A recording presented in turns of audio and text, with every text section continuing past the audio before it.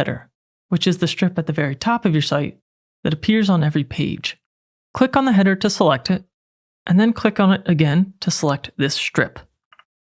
With the strip selected, you'll see the menu down here, and you can choose Manage Columns. Right now, you'll see that we have 2 columns, and you can select them by choosing here. And I want to add a 3rd column so that we have room for the logo, the navigation menu, and some social icons. To add a column, simply click this button. I'll close the column menu, and then we need to make some edits so that this all fits nicely. To change the layout of the header, click this button here. Then you can set the column proportions using these presets. You can reverse the layout, or you can customize proportions down here. Our elements don't fit quite right just yet, but I'll choose this column proportion to get started. Then I'll close this, and we'll work on making things fit nicely. We can start by selecting this middle column, and we can remove elements that we don't want. I'll delete this number, and I'll delete the login. Then I'll expand this section so that we can see this menu.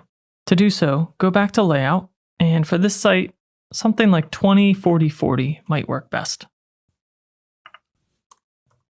Then I'll close this.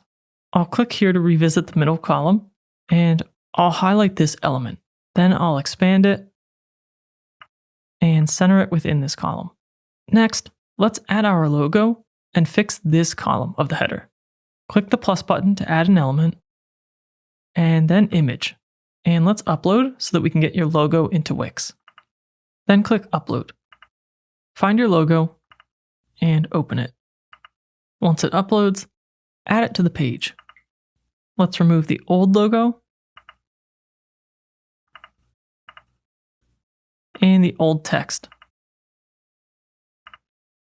We'll take the new one and resize it and position it more appropriately in the header. In the 3rd column, I want to add social media icons. So I'll select the information that's already here and remove it. Then I'll click the plus icon to add an element and find social. Here you can find several styles of social bars, and I'll choose this one. To add it, just drag and drop.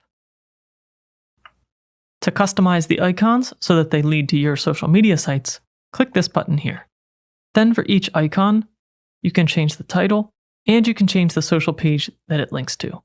If there are social media sites that you don't want to include, just hover over them and then remove them. When you're finished, click Done.